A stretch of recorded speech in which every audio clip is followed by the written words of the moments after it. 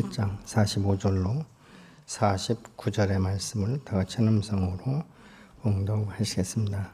제6시부터 온 땅에 어둠이 임하여 제9시까지 계속되더니 제9시쯤에 예수께서 크게 소리질러 이르시되 엘리 엘리 라마 사막다니 하시니 이는 곧 나의 하나님 나의 하나님 어찌하여 나를 버리셨나이까 하는 뜻이라. 거기 섰던 자 중 어떤 이들이 듣고 이르되 이 사람이 엘리야를 부른다 하고 그 중에 한 사람이 곧 달려가서 해면을 가져다가 신 포도주에 적시어 갈대에 꿰어 마시게 하거늘 그 남은 사람이 이르되 가만두라 엘리야가 와서 그를 구원하나 보자 하더라. 아멘. 우리가 예수님의 그 십자가의 죽음은 사실 세상 사람이 볼 땐 마지막인 것 같지만 예수 믿는 우리에게는 새로운 삶을 출발할 수 있는 영원한 생명의 자리로 옮길 수 있는 아주 유일한 통과할 수 있는 곳이 바로 십자가인 줄로 믿습니다. 예수님께서 이 십자가의 죽음이라는 것은 인간적으로 볼 때 굉장히 비참한 것이지만 하나님의 관점에서 볼 때는 반드시 통과해야 될 하나의 과정인 것을 우리가 알 수 있게 됩니다. 예수님께서 이 육체를 가지고 계시기 때문에 그 고통이 얼마나 큰지 엘리 엘리 라마 사막다니 이렇게 이제 외치시는 이 네 마디는 사실은 자기의 모든 것들이 그 안에서 다 녹아나는 것 같은 이 고통을 지금 호소하고 있는 것이죠. 그 예수님은 어떤 분이신가? 하나님, 성자 하나님이시면서 천지를 창조하기 전부터 계셨고 또 천지를 창조하셨고 모든 만물을 다스리시는 그분이지만 우리의 죄를 대속하기 위해서 이 땅 가운데 오셨고 십자가를 지셨는데 그 고통이 어떠한지를 미리 아셨기 때문에 사실은 이 겟세마네에서 마지막으로 기도할 때 이 땀방울이 핏방울처럼 그렇게 변했다. 얼마나 간절히 기도했는지 그러면서 할 수 있으면 이 잔을 내게서 옮겨주십시오라는 것은 이미 앞으로 미래에 되어질 일들에 대해서 주님이 하셨던 것이죠. 근데 막상 십자가에 달리시고 나니까 이 고통이 얼마나 큰지 사람이 말이죠. 이 사형을 당해도 바로 죽으면 차라리 편하대요. 근데 이 십자가는 바로 죽는 게 아니지 않습니까? 모든 물과 피를 온몸에 다 쏟아야 되는 것이고 그 나중에 이 시간이 지나면서 점점 이 말라가는 그 메말른 이 고통을 말로 표현할 수 없을 만큼 그것은 무엇인가 이 세상 사람들이 볼 때 이 어둠의 영이 볼 때는 내가 지은 이 죄에 대한 대가 지불이다 이렇게 말하고 있지만 예수님께서는 대가 지불할 이유가 전혀 없지 않습니까? 그런데 왜 주님께서 마치 하나님이 나를 버리시는 것처럼 나를 돌아보지 않는 것처럼 이런 고통을 느낄 수밖에 없었는가? 그것은 당신의 죄의 문제가 아니라 우리 온 인류의 죄를 대속하기 위해서 그 가운데 치셨다는 것이죠. 한번 생각해 보시죠. 예수님이 정말 하나님이 나를 버리는 것 같은 이 고통 말로 표현할 수 없으면 얼마나 크게 소리질렀겠습니까? 그러면서 하나님 이때 당신이 꼭 필요한데 어떻게 나를 버리실 수가 있습니까? 라고 지금 외치는 것들을 우리가 볼 수 있습니다. 버린다라는 말은 포기하다, 버리다, 뒤에 남겨두다, 저버리다 이런 의미를 가지고 있어요. 모세는 사실 나면서부터 3개월 동안은 이 어머니로부터 굉장히 아름다운 사랑을 받으면서 최고의 이 보호를 받고 성장하죠. 그러나 3개월 이상은 더 키울 수 없기 때문에 이제 나일강에 이 갈대 상자에 담아서 띄우지 않습니까? 물론 이 바로의 궁에서 그때 여호와께서 예비하셔서 바로의 궁에서 왕자처럼 살았지만 여러분 외적으로는 왕자처럼 살았는지 모르지만 그 마음속 한 구덩이는 텅 비어 있는 것이죠. 나는 히브리인인 것이 분명한데 내가 이 애굽의 왕자로 어디까지 갈 수 있을까? 정말 나는 왕자로서 이 지위를 끝까지 지킬 수 있을까 하는 이런 이 고통 때문에 항상 그 비어있는 마음이 있었지 않습니까? 그래서 어느 날 힘이 생기다 보니까 자기 민족을 구원하기 위해서 한다는 것이 사람을 죽이는 살인자가 되어서 이 광야에서 40년을 방황하는 이런 모습을 볼 수 있지 않습니까? 모세는 그렇기 때문에 자기 자신이 누구인지를 몰라서 80년 동안 이 밖으로 도는 이런 그 인생이었던 것을 우리가 볼 수 있게 되는 것이죠. 오늘날도 우리가 이 세상 가운데 왜 사람들이 자꾸 방황합니까? 분명 목적지가 없기 때문에 그런 거예요. 내가 무엇을 하고 어떻게 살 것인지 그렇게 이 정확한 이 비전과 꿈이 있는 그 목적이 정확한 사람은요. 현재 상황에 그렇게 얽매이지 않습니다. 현재 고난과 역경이 있다 할지라도 나는 이곳이 끝이 아니고 다른 그 미래가 있기 때문에 더 나은 그런 것이 있기 때문에 그래서 예수 믿는 사람은 더 나은 본향을 우리가 사모해야 되는 것 아니겠습니까?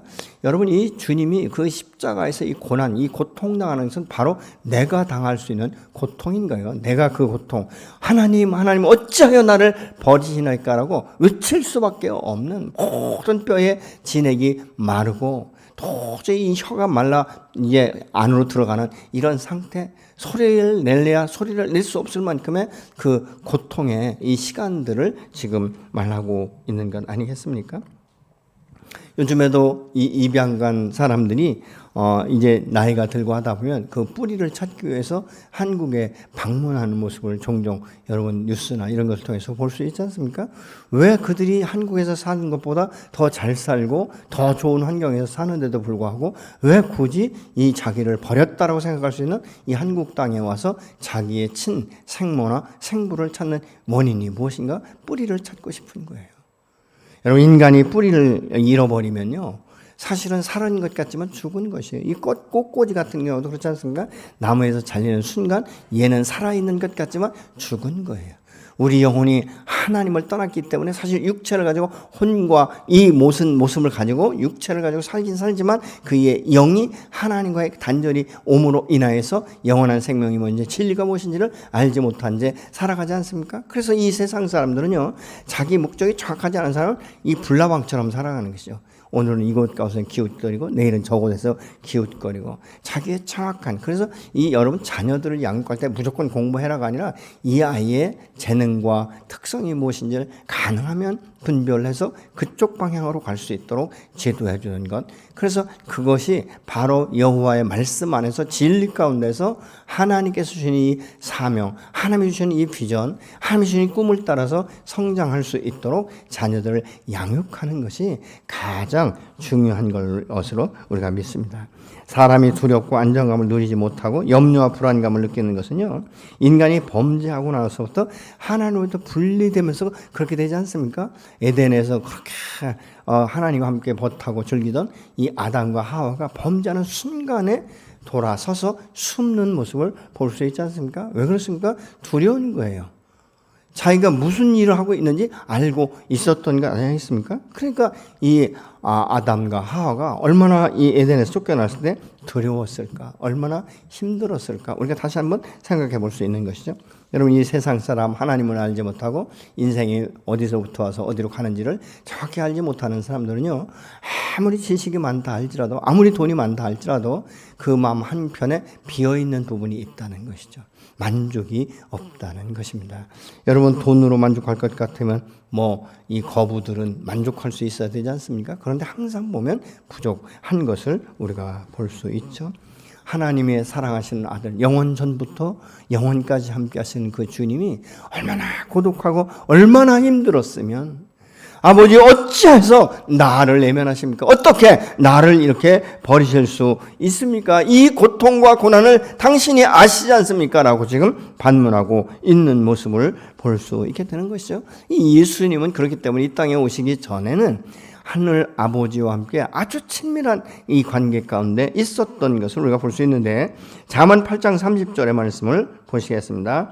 내가 그 곁에서 창조자가 되어 날마다 그의 기뻐하신 바가 되었으며 항상 그 앞에서 즐거워하며 뭐라고 말합니까? 내가 하나님 곁에서 창조자가 되어서 날마다 하나님이 기뻐하시는 바가 되었다. 그렇게 말하고 있지 않습니까? 그래서 나도 그 앞에서 항상 즐거워했다. 이렇게 지금 표현하고 있는 것이죠. 주님은 항상 하나님 아버지 앞에서 즐거워했고 그의 품에 있었고 그것이 바로 거처에 있었고 그것이 가장 안정감을 가질 수 있었던 것이죠. 그래서 이때가 언제냐? 세상이 있기 전부터 아버지의 영광을 함께 나누시던 분, 그분이 바로 예수 그리스도 아니겠습니까? 예수님께서 이 땅에 육신을 입고 오셨을 때도 사실 33년간 누구도 깊이 들어갈 수 없는 그 아주 영적으로 깊이에 들어가서 하나님과 관계하고 소통하는 모습을 볼 수 있지 않습니까? 주님이 이렇게 말씀하시잖아요. 아버지가 일하시면 나도 일하고 아버지가 멈추시면 나도 멈춘다. 그것은 무엇입니까? 하나님의 뜻에 따라서 살아가고 움직이는 것을 지금 표현하고 있는 것 아니겠습니까? 그게 바로 하나님과의 이 친밀한 관계인 것을 우리가 볼 수 있게 되는 것이죠.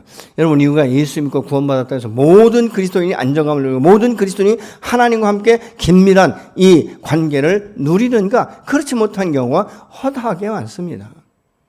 여러분은 어떻습니까? 누가 뭐라 해도 나는 하나님과 친밀한 관계에 있습니다. 나는 하나님의 음성을 잘 듣습니다. 그리고 여호와의 말씀을 주야로 묵상하면서 그 말씀의 뜻이 무엇인지를 날마다 주님 앞에 질문하고 있습니다. 이런 분 혹시 계십니까?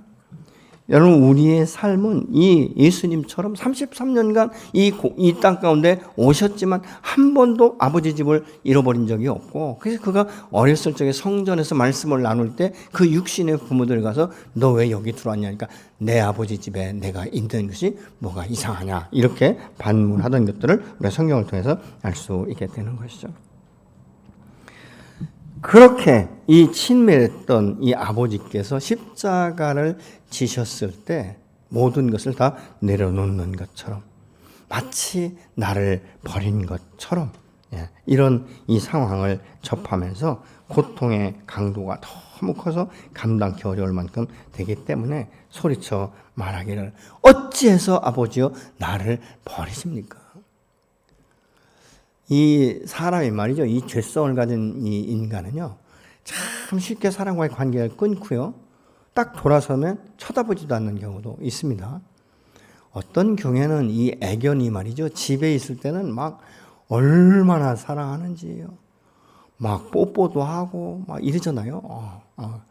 어떤 때 보면 엄마라고 하라고 그래요. 엄마. 또 어떤 분 얘기했더니 자기는 걔 할머니라네. 또 그렇게 얘기하는 분들도 있더라고요. 얼마나 친밀감을 느끼는지. 그런데 어쩐 일인지는 모르지만 그렇게 애지중지하던 애견도 어느 날 보면 밖에 버리고 오는 사람들도 있어요. 전에 그 보성 녹차밭에 갔는데요. 분명히 집에서 기르던 개예요. 근데 버린 거예요. 그러니까 이 개가 여기저기 다니면서 냄새 맡고 그 주위를 팽팽팽팽 도는 것을 보면서 여기에서 주인이 버리고 갔구나라는 것을 제가 느꼈는데, 여러분, 이 사람이 말이죠, 내가 버림받았다라는 이 느낌을 받았을 때는요, 굉장히 어려움을 느낍니다. 고통은 말로 표현할 수 없어요. 그렇기 때문에 내가 죽는 이것이 아니라 할지라도 부모가 나를 버렸다 라는 생각이 드는 순간부터 이 사람은 올곧은 가치관을 갖지 못합니다. 정체성을 갖지 못하는 거예요. 그러니까 마음가는 항상 두려움 있고 불안정하고 불안한 것이죠. 그래서 이런 사람들은요, 어느 곳에 가든지 항상 불안하고 안정감이 없어요. 왜냐하면 여기서도 또 쫓겨날까 봐, 여기에서 또 버림받을까 봐. 그래서 이 직장 생활할 때도요, 한번 위에서 잘리는 사람들은요, 항상 어느 새로운 직장에 가도 불안한 거예요. 두려운 거예요. 내가 언제 잘릴지 모르겠다는 것 때문에. 여러분, 근데 하물며 이 예수님은 성자 하나님, 그 근본 본체시지만 이 죄인을 살리기 위해서 이 땅 가운데 육신을 입고 오셨음에도 불구하고 이 하나님과 얼마나 친밀한 관계가 있었는데, 근데 이 십자가에서 막상 거의 죽게 된 이 상태에서는 불러도 대답 없는 이름처럼 그렇게 하나님을 외쳐도 대답지 않으시는 것입니다. 얼마나 힘들었으면 아버지여 어째서 나를 버리십니까? 예수 그리스도의 그 영혼이 하나님과의 깊은 단절을 지금 경험하고 있는 것이죠. 그 단절이 얼마나 고통스러운지, 마치 무슨 양손에 못이 박히고 이 발목에 못이 박힌 것보다 더 고통스러운 것은요, 내가 버림받았다는 거예요. 여러분, 사람이 버림받았다라는 생각을 갖게 되면 아무것도 하고 싶은 게 없어요. 모든 걸 다 잊어버린 것 같지 않습니까? 인간이 왜 고통 가운데 있는지 아십니까? 왜 염려와 두려움 가운데 빠진지 아십니까? 하나님과의 관계가, 이 교제가 단절되니까 진정한 진리를 모르는 거예요. 진정한 자기의 삶의 의미를 느끼지 못하고 자기 인생의 목적지를 찾아가지 못하니까 갈팡질팡 사는 거예요. 너무 고독한 거예요. 너무 외로운 거예요. 그래서 이 버림받은 사람은요, 군중 속에 있으면서도 굉장한 고독을 느끼는 경우가 굉장히 많습니다. 외로움을 많이 타는 사람들 보면요, 그 안에 뭔가로부터 버림받았다라는 이 생각이 굉장히 많아요. 누구도 나를 위로하지 않는다. 누구도 나와 관계하지 않는다는 이런 생각들이 가득한 사람들이 얼마나 많은지 모릅니다. 나는 오늘 예수 그리스도를 믿는다고 고백하면서도 자신이 죄인인 것을 인정하고 주께로 돌아서기만 하면 되지만, 내가 그렇게 하나님의 은혜의 선물로 거듭나서 돌아서는 순간에 내가 하나님을 아버지라고 부를 수 있는 이 특권은 내가 금방 얻어지는 것 같지만, 이렇게 되기까지 예수님께서는 당신의 생명을 내놓는데 그 생명을 거저내놓는 것이 아니라 이 십자가에서 얼마나 이 고통당하셨으면, 마치 하나님이 자기의 손을 놓고 자기의 기도를, 그 부르짖음을 듣지 않는 것 같은, 완전한 교제가 단절된 것 같은 이 상태에서 그렇게 외치는 거예요. 아버지, 어떻게 나를 이 상태에서 버리실 수가 있습니까? 어떻게 나의 부르짖음에 응답하지 않을 수가 있습니까? 그렇게 부르짖는 거예요. 근데 하나님 아버지의 입장에서는 어떻습니까? 사랑하는 아들이 죽을 수 없지만 그 죽음의 위치에, 왜냐하면 모든 이 사람이 죄를 범하였기 때문에, 죄의 값은 사망이기 때문에 반드시 대속의 은혜를 주려면 죽음을 맛보아야 되는데, 이 세상 그 무엇과도 바꿀 수 없는 이 아들을 십자가 앞에 내가 아주 몰인정하게 끊는 것 같은 이때 아들의 그 외침 소리는 여러분 아버지의 마음을 어떻게 울렸을까요? 하나님이 냉정하셔서 그래 어쩔 수 없어, 그래 그거 내가 너 고통당할 줄 알고 보내서 그러실까요? 더 찢기는 고통이 있었겠죠. 가지 않아도 될 길을 가는, 그 길을 가는, 단순하게 누구 때문이가 아니라, 자기의 죄 때문이 아니라 스스로 하나님보다 높아지고 스스로 주인 되고자 하는 이 교만의 그 유혹을 받아서 범죄한 인간의 죄를 구원하기 위해서 아들을 아낌없이 내어주는 아버지의 사랑이 어땠을까? 여러분, 죄인은 반드시 죽게 되어 있어요. 그렇지 않습니까? 로마서 6장 23절에 보면 죄의 삭은 사망이다, 분명히 사형 언도를 내리신 거예요. 또한 죄가 얼마나 끈질긴지, 이것을 끊고 죽이는 것이 얼마나 힘든지를 지금 이 십자가의 현장 가운데 예수님께서 나타내 보이시는 거예요. 여러분, 죄가 얼마나 아주 교활한지, 얼마나 끈질긴지, 여러분 죄에 한번 탁 중독이 되거나 죄에 묶여버리면요, 자기 생각하고는 달라요. 여러분, 중독자들이요, 얘기해 보세요. 얼마나 정상적으로 말하는지 모릅니다. 가면 안 되는데, 나 오늘부터 정말 안 갈까요? 내 가면 성을 가라. 근데 그 입술이요, 다 마르기도 전에 그 자리에 가서 앉아 있어요. 중독인 거예요. 죄가 그거예요. 죄 짓지 않기로 그렇게 결정을 해도요, 안 되는 거예요. 제가 그 마장 마술이죠. 그 말, 경주하는 거에 중독이 된 사람을 봤는데요. 나중에는 전 재산을 다 잃었는데요. 그 부인이 그러더래요. 내가 다 용서할 테니까 이제부터 새로운 길을 가자. 그래서 새로운 길 가기로 둘이 막 새끼 손가락 걸고 약속했다는 거예요. 근데 오전에 그런데 그 밤에요, 우리 집에 딱 한 가지가 남았는데 그게 집 등기.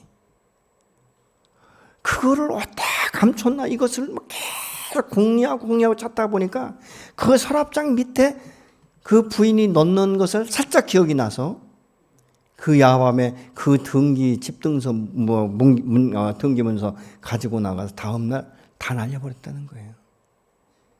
여러분, 그러면 사람 같으면 철저하게 회개하고 돌아와야 되잖아요. 예수는 믿던 사람이야. 철저하게 하고 회개하고 돌아와야 되는데요. 집에도 안 들어가고 그 돈 복구해가지고 돌아간다고 돈이 없잖아요. 그러니까 전 모르는데 그곳에 가면 이렇게 뭐 이렇게 그 끝자투리 돈 같은 어떤 티켓을 버리는 게 있는가 봐요. 그걸 다 주워가지고 모아가지고 다시 했다는 거예요. 근데 그것마저도 안 되더라는 거죠. 그러니까 그 다음에 자기가 이렇게 말해요. 그 다음에 목사님 제가요. 차마 집에 들어갈 수는 없으니까요. 거기서 나오는 신문을 매일 아침부터 가서 본대요. 근데 신문을 볼 때는 다 맞는데 자기가 찍은 말이 1등 한대요. 그러면서 이 다림질 강의할 때 그분이 눈물 콧물 쏟으면서 얼마나 많이 회개하는지. 목사님 나 때문에 우리 가정이 파탄났습니다. 모두가 다 망했습니다. 근데 끊을 길이 없습니다. 그래서 제가 그랬어요. 그건 중독은 물론 어둠의 영에 의해서 끌려가는 것도 있지만 내가 사역을 해서도 나설 수 있지만 이건 질병이기 때문에 당신 병원에 가서 의사하고 상담하시고 약 먹고 그리고 담임 목사님께 와서 기도받고 이 성경 공부하고 영적 훈련을 받아야 된다라고 말한 적이 있습니다. 근데 그분이 그래요. 아무리 끊으려고 해도 안 돼. 끊으려고 해도 마음은 그런데 이미 자기 몸은 그 자리에 가서 있어서 굉장히 설레는 마음을 가지고 그것을 본다는 거예요. 죄는 그거예요. 여러분 우리가 이 세상 가운데 얼마나 야망이 많은지 아십니까? 얼마나 많은 사람들이 돈을 벌고 싶어갖고 혈안이 되어 있는지 아십니까? 그러니까 주일 성수는 못해도 돈 버는 현장에 간다니까요. 왜 그렇습니까? 우리가 생각할 때 남 얘기하긴 참 쉽습니다. 믿음이 없어서 그렇죠. 아니요. 어쩌면 나도 그 사람처럼 그런 일은 하지 않지만 무언가의 주님 이외에 우상으로 섬기는 것이 있을 수도 있는 거예요. 죄라는 것은 그렇게 되면 한 번 붙들고 한 번 결탁하기 시작하면 끝없이 우리를 휘두르는 것을 우리가 볼 수 있게 되는 것이죠. 근데 이 죄가 어떻게 시작되는가? 로마서 5장 12절에 보면요. 한 사람이 죄로 말미암아 죄가 세상에 들어오고 죄로 말미암아 사망이 들어왔나니 이와 같이 모든 사람이 죄를 지었으므로 사망이 모든 사람에게 이르렀다. 이렇게 말하고 있어요. 이것은 무엇인가? 영원한 사망을 말한 거예요. 육신의 장막이 무너진 이후의 그 사건, 영원한 사건에 대해서 지금 말씀하고 있는 것이죠. 영원한 생명을 얻느냐, 영원한 죽음을 얻느냐는 그 결단을 지금 이야기하고 있는 것입니다. 하나님과의 단절은 모든 생명으로부터의 단절인 거예요. 자신의 삶의 방향과 목적을 상실하고 하나님 앞에 나갈 길을 잃어버렸기 때문에 자기 소견에 옳은 대로 살 수밖에 없는 거예요. 제가 어렸을 적에는요, 뭐 시골에서 살다 보니까 뭐 놀이할 수 있는 어떤 뭐 장난감이 없어요. 그러니까 전부 다 이게 산에서 뭐 이렇게 나무에 붙어서 사는 이 벌레 같은 거 가지고 뭐 경주시키고 말이죠. 근데 장수하늘소 같은 경우도요, 굉장히 더듬이가 길거든요.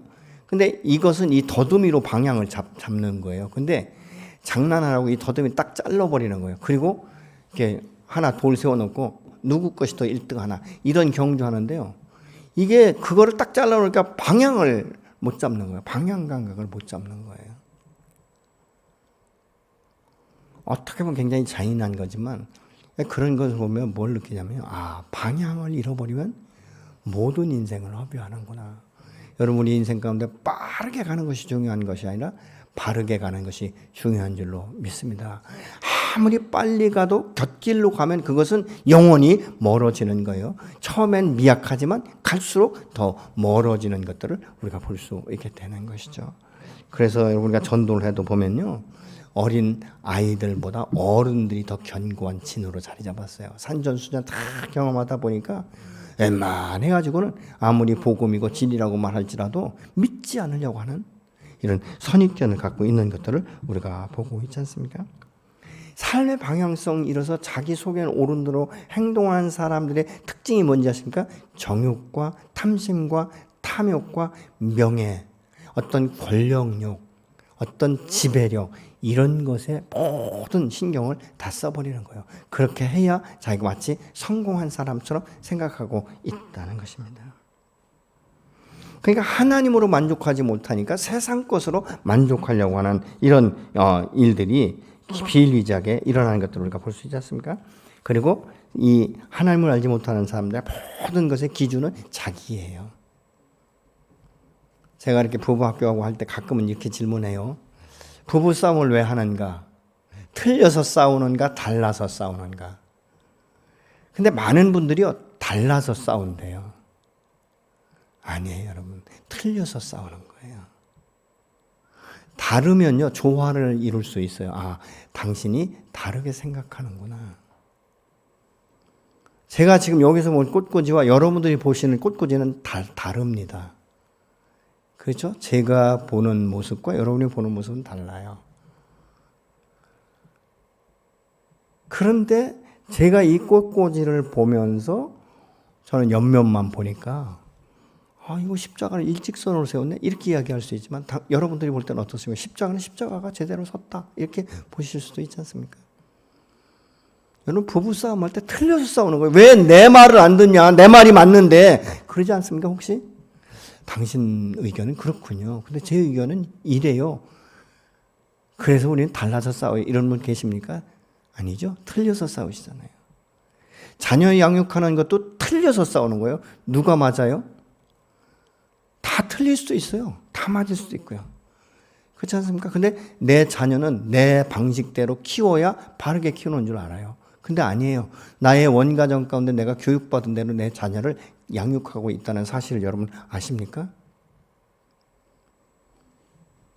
이런 것들을 보는 거죠. 하나님을 모르기 때문에 다 자기 방식대로 해석하고 다 자기 방식대로 되어져야 만족을 얻는다는 것이죠. 여러분 잠자리에 쪽잠 자는 사람이 잘못 잡니까? 반드시 자는 사람이 잘못 잡니까? 쪽잠 자는 사람한테 물어보세요. 그게 가장 편한 자세라고 하죠. 여러분 성경을 풀어갈 때도 어떤 분들은 보면요, 자꾸 자기 방식으로 성경을 풀어가요. 아니에요, 여러분. 십자가에 예수님을 못 박도록 한 것은 대제사장, 그래도 율법을 안다는 사람이었어요. 하나님을 안다는 사람이었어요. 그런데 진정한 진리이신 하나님을 모르니까, 진정한 율법의 의미를 모르니까 무지한 거예요. 그래서 예수를 못 박는 것이죠. 예수가 누군지 알았다면 여러분 이 사람들이 예수님을 못 박겠습니까? 왜 그렇습니까? 어둠에 의한 거예요. 근데 예수님께서 엘리 엘리 라마다니 이 말을 선포하실 때는요, 세상이 다 흑암과 같이 어두웠다라고 말해요. 어떤 의미인지 아십니까? 어둠이 예수를 십자가에 못 박을 만큼 이 땅이 모든 어둠으로 가려져 있다는 거예요. 그래서 이 세상 사람들이 눈이 멀어버린 거예요. 진리를 볼 수 없는 거예요. 귀가 막힌 거예요. 제 생명의 말씀을 깨닫지 못하니까 이런 우를 범하는 것인 것입니다. 요한복음 3장 19절을 보시겠습니다.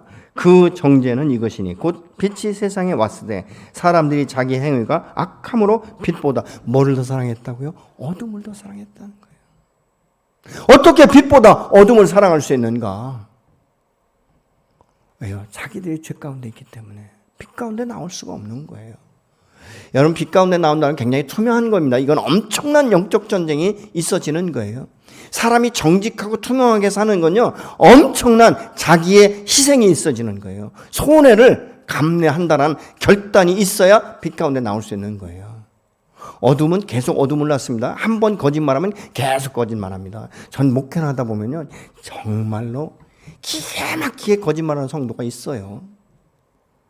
저희는 다 알고 있는데 자기만 몰라, 자기만. 그래서 목사한테 그렇게 얘기하고 사모한테 그렇게 얘기하면 그런 줄 아는가 봐요. 그런데 제가 왜 직면하지 않는지 아십니까? 그 말하면 까무러칠까 봐. 예. 그래도 교회 안에서 말씀을 들으면서 언젠가는 빛 가운데 나오기를 기대하는 그 마음이 있기 때문에.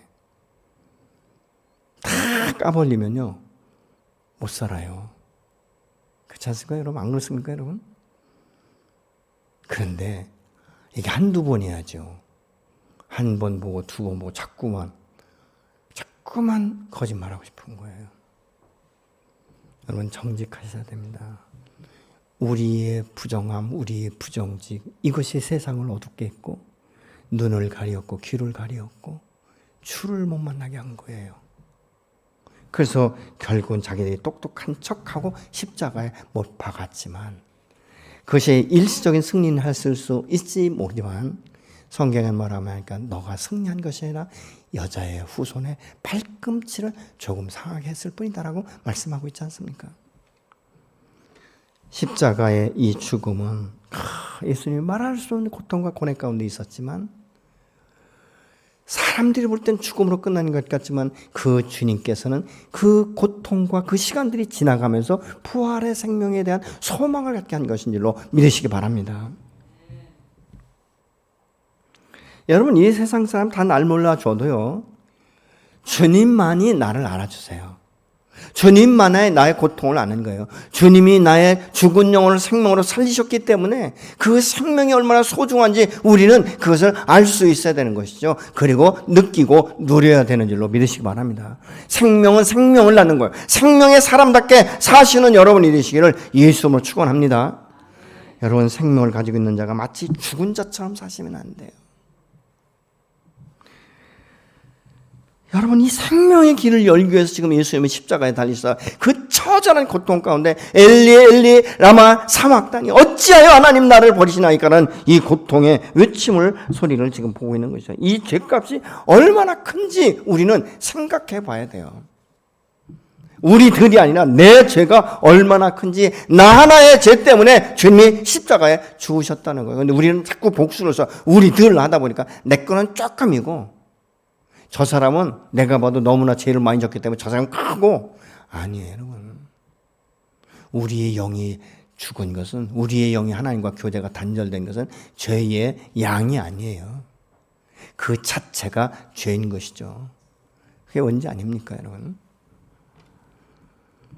그래서 이 다윗은 미리 시편 22편 1절에 이렇게 예언을 하고 있어요.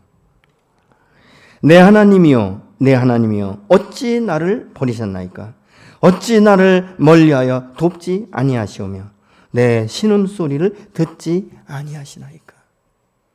이 시편 20편 2절에 이렇게 말합니다. 내가 그렇게 하나님 앞에 기도해도 하나님 왜 응답하지 않으십니까? 이렇게 연속이 되는 거예요. 이 다윗은요 이 시편을 통해서 예수 그리스도가 이 땅 가운데 어떻게 그 십자가의 고난을 당할 것에 대해서 미리 예언적으로 나타내 보인 것이죠.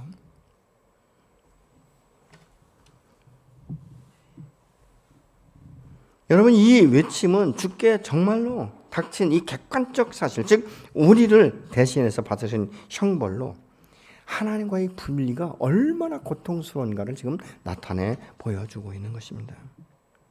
예수님은 사실 이 땅에 오실 때도 환영받지 못하셨어요. 출생지부터 그렇지 않습니까?